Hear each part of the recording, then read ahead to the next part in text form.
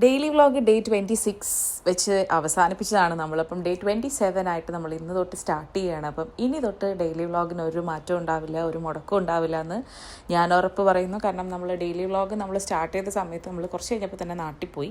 പിന്നെ നിങ്ങൾക്കറിയാമല്ലോ, നാട്ടിൽ പോയാലുള്ള തിരക്കും കാര്യങ്ങളൊക്കെ ആയിട്ട് നമ്മൾ അങ്ങനെ വിട്ടുപോയതാണ്. തീരെ പറ്റാഞ്ഞിട്ടാണ് ചെയ്യാതിരുന്നത്. അപ്പോൾ എന്തായാലും ഇവിടെ തിരിച്ചെത്തിയിട്ടുണ്ട്. പിന്നെ ഇവിടെ ഒന്ന് സെറ്റാവാൻ നിങ്ങളിപ്പം എൻ്റെ വീടിൻ്റെ അവസ്ഥയും കോലൊക്കെ കണ്ടല്ലോ. അപ്പോൾ അതൊക്കെ ആയിരുന്നു അവസ്ഥകൾ. അപ്പോൾ അതൊക്കെ ഒന്ന് ക്ലിയർ ആക്കിയിട്ടുണ്ട്.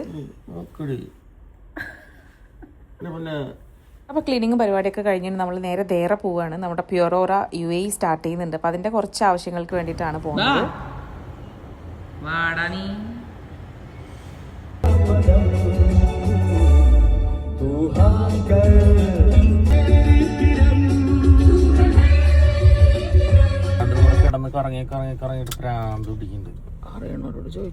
അപ്പൊ ദേറയിൽ എത്തിയിട്ടുള്ള ഒരു ദേഷ്യമാണ് ഇക്കാടെ മുഖത്ത് നിങ്ങൾ കാണുന്നത്. പാർക്കിംഗ് കിട്ടുന്നില്ല, പിന്നെ ആകെ തിരക്ക്, റഷ് എന്നൊക്കെ പറഞ്ഞിട്ട് ആകെ ഡസ്പാണ് ആള്.